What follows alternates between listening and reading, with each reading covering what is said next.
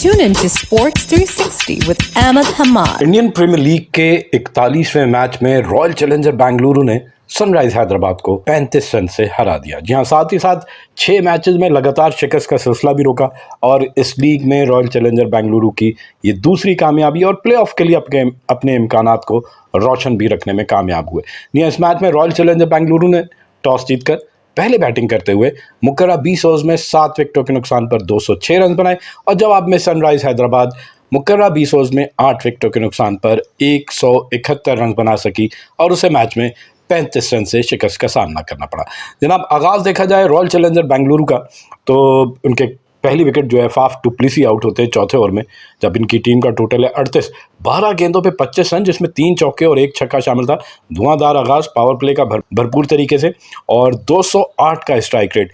लेकिन उसके बाद से दूसरी विकेट विल जैक्स 7वें ओवर की आउट होते हैं। इन्होंने सिर्फ 6 रन बनाए। मरखंडे ने इनको बोल्ड कर दिया और फिर तीसरी विकेट रजत पटेदर की है। 13वें ओवर में आउट हुए रजत पटेदर एग्जैक्टली अपनी नेफ सेंचुरी स्कोर करने के बाद। जहां जबरदस्त धुआंधार बैटिंग, सिर्फ 19 गेंदों पे इन्होंने आईपीएल की तारीख की जॉइंट फास्टेस्ट मैं कहूंगा कि 50 है इनकी। पटेदर ने बिल्कुल भी डिसअपॉइंट नहीं किया इस मैच में। वो आए क्योंकि उनका स्ट्राइक रेट 125 था अगेंस्ट फास्ट बॉलर्स और 197 स्पिनर्स के अगेंस्ट, और उन्होंने उस रेपुटेशन को पूरा करके भी दिखाया। यहाँ मयांक मरखंडे के ओवर में, जो कि छठा ओवर था, उसमें उन्होंने 1 छक्का लगाया। लेकिन जब वो 11वां ओवर दोबारा करने आए तो उसमें उन्होंने बैक टू बैक 4 छक्के लगाए और उसमें 27 रन का इजाफा किया। और तीसरी विकेट की पार्टनरशिप में विराट कोहली के साथ 34 गेंदों पे 65 रन बने, जिसमें विराट कोहली नजर आ रहा था कि उनसे रन नहीं बन रहे। 14 गेंदों पे 14 ही रन बनाए। लेकिन ऑन दी अदर हैंड रजत पटेदर सिर्फ 20 गेंदों पे 50 रन की धुआंधार इनिंग खेलकर इनिंग को मोमेंटम दे चुके थे। तो 130 के स्कोर पे रजत पटेदर आउट होते हैं 13वें ओवर में। अराउंड आप कह लें कि अपनी टीम का टोटल जो है रन रेट जो है वो 10 के साथ मेंटेन करते हुए। चौथी विकेट विराट कोहली की स्ट्रगल करते हुए, ऑल्दो के अपनी निफ सेंचुरी जरूर स्कोर की उन्होंने, आईपीएल की हिस्ट्री की अपनी 53वीं निफ सेंचुरी स्कोर की, लेकिन नजर आ रहा था कि वो स्ट्रगल कर रहे हैं। उन्होंने 43 गेंदों पर 51 रन बनाए, जिसमें 4 चौके और 1 छक्का शामिल था और ओपनिंग पोजीशन ऑक्युपाइड करने पे 118 का स्ट्राइक रेट आजकल की क्रिकेट में नहीं चलता। लेकिन खैर, विराट कोहली, इनका कैच पकड़ा अब्दुल समद ने, बॉलर थे उनाक्ट, तो इन्होंने 51 रन बनाए। चौथी विकेट 140 के स्कोर पे 15वें ओवर में और 5वीं विकेट 161 के स्कोर पे महिपाल लोमरर आउट होते हैं 70वें ओवर में और इन्होंने सिर्फ 7 रन बनाए। इनका भी कैच पैट कमिंस ने पकड़ा, बॉलर थे उनाक। छठी विकेट दिनेश कार्तिक की है। 193 के स्कोर पे दिनेश कार्तिक आउट होते हैं 19वें ओवर की 5वीं बॉल पे और इन्होंने 11 रन बनाए 6 गेंदों पे, जिसमें 2 चौके शामिल थे। Caught by Abdul Samad off the bowling of Pat Cummins. 7वीं विकेट 206 के स्कोर पे स्वप्निल सिंह जो है वो 20वें ओवर की आखिरी बॉल पे 6 गेंदों पे 12 रन बनाए, जिसमें 1 चौका और 1 छक्का शामिल था। तो इस तरह इन्होंने मुकर्रा 20 ओवर में 10.3 की औसत से 7 विकेटों के नुकसान पर 206 रन बनाए। इनकी इनिंग में नंबर ऑफ सिक्सेस अगर देख लिए जाएं तो आपको नजर आएगा 8 छक्के इनके बैट्समैन लगा सके और 8 में से 5 छक्के रजत पटेदर ने लगाए। इसी तरह चौकों की बात की जाए तो 18 चौके इनके बैट्समैन लगा सके।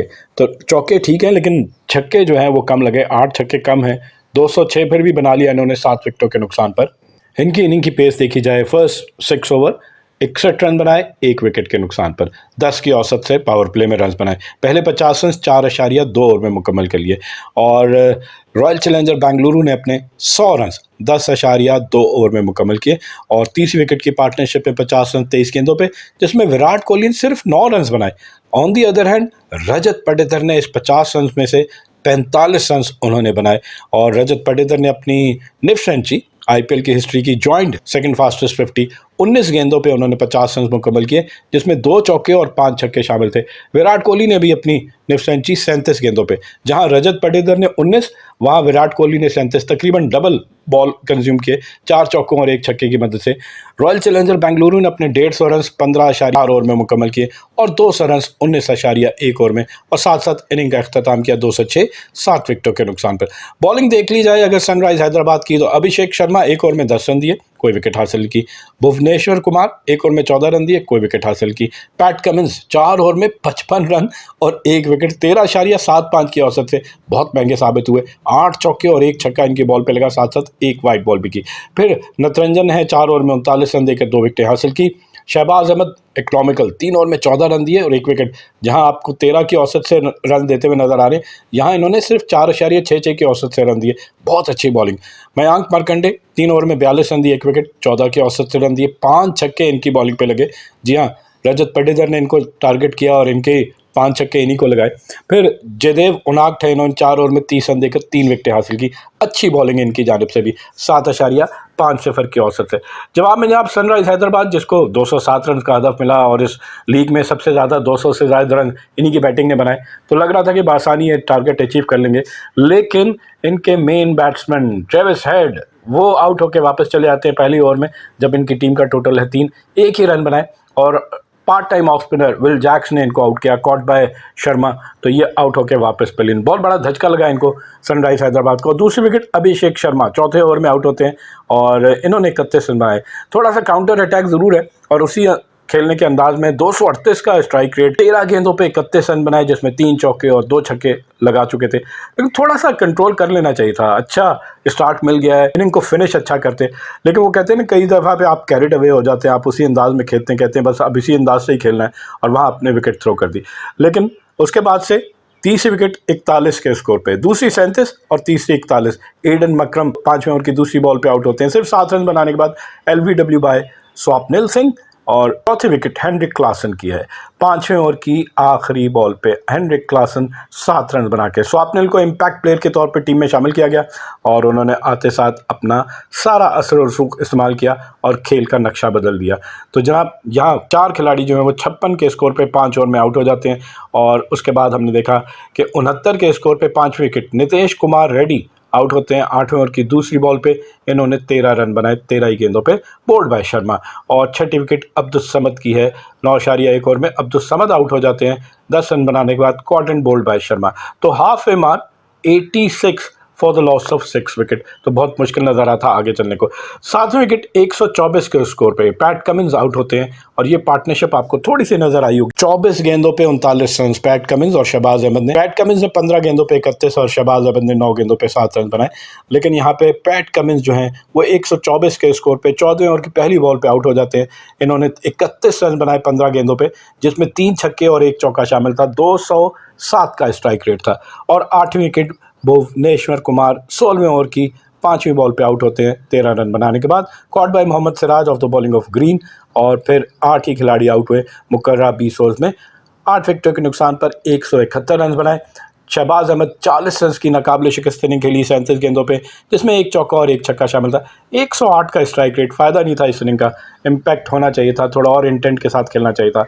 और जयदेव उनाग जो है वो 8 के स्कोर पे नॉट आउट रहते हैं। इनकी इनिंग में नंबर ऑफ सिक्सेस देखे जाएं तो आपको नजर आएगा 9 छक्के इनके बैट्समैनों ने लगाए, तो यहाँ आपको नंबर ऑफ सिक्सेस काफ़ी नजर आ रहे हैं। इसी तरह चौकों की बात की जाए तो वो थोड़ा ड्राई नजर आएगा आपको, तो 10 छक्के इनके बैट्समैन सिर्फ लगा सके, 10 चौके और 9 छक्के इनके बैट्समैन लगा सके। और दोनों इनिंग का कंपैरिजन कर लेते हैं। जो सामने देखा कि रॉयल चैलेंजर बेंगलुरु ने पहले 6 ओवर में 61 रन बनाए 1 विकेट के नुकसान पे, तो सनराइज हैदराबाद ने भी पहले 6 ओवर में 62 रन बनाए, लेकिन एक की जगह इनकी 4 विकेटें गिर चुकी थी, 3 ज़्यादा विकेटें गिर चुकी थी। फिर अगर पहले 50 रन देखे जाएं तो रॉयल चैलेंजर बेंगलुरु ने 4.2 ओवर में मुकम्मल किए, सनराइज हैदराबाद ने 4.4 ओवर में नेक टू नेक। और फिर अगर 100 रन देखे जाएँ तो हमें नजर आएगा कि जनाब 100 रन रॉयल चैलेंजर बेंगलुरु ने 10.2 ओवर में और सनराइज हैदराबाद ने 11 ओवर में अपने 100 रन मुकम्मल किए।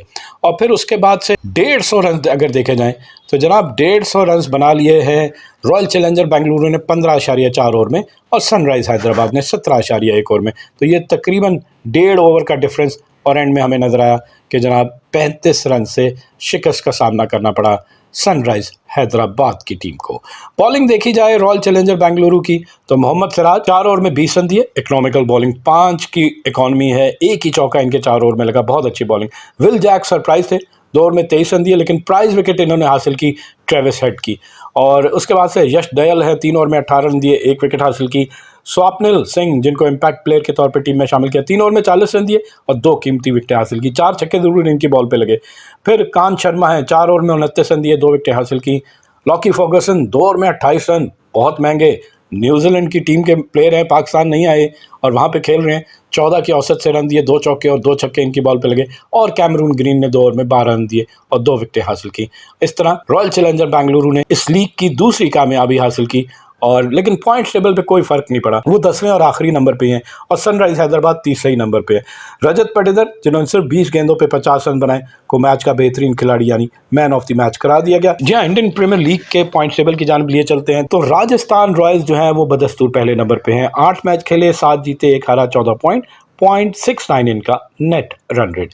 दूसरे नंबर पे कोलकाता नाइट राइडर्स, 7 मैच खेले, 5 जीते, 2 हारे, 10 पॉइंट, 1.20 इनका नेट रन रेट।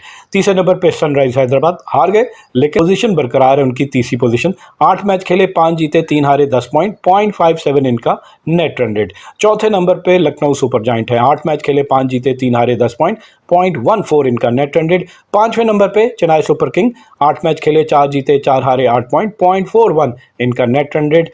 छठे नंबर पे दिल्ली कैपिटल, 9 मैच खेले, 4 जीते, 5 हारे, 8 पॉइंट, -0.38 इनका नेट रन रेट। सातवें नंबर पे गुजरात टाइटंस, 9 मैच खेले, 4 जीते, 5 हारे, 8 पॉइंट, -0.97 इनका नेट रन रेट। आठवें नंबर पे मुंबई इंडियंस, 8 मैच खेले, 3 जीते, 5 हारे, 6 पॉइंट, -0.22 इनका नेट रन रेट। 9वें नंबर पे पंजाब किंग, 8 मैच खेले, 2 जीते, 6 हारे, 4 पॉइंट, -0.29 इनका नेट रन रेट। और 10वें और आखिरी नंबर पे रॉयल चैलेंजर बेंगलुरु, 9 मैच खेले, 2 जीते, 7 हारे, 4 पॉइंट, -0.72 इनका net run rate. Keep on watching Sports 360 with Ahmed Hamad for latest news, views, and interviews of sports personalities from around the world.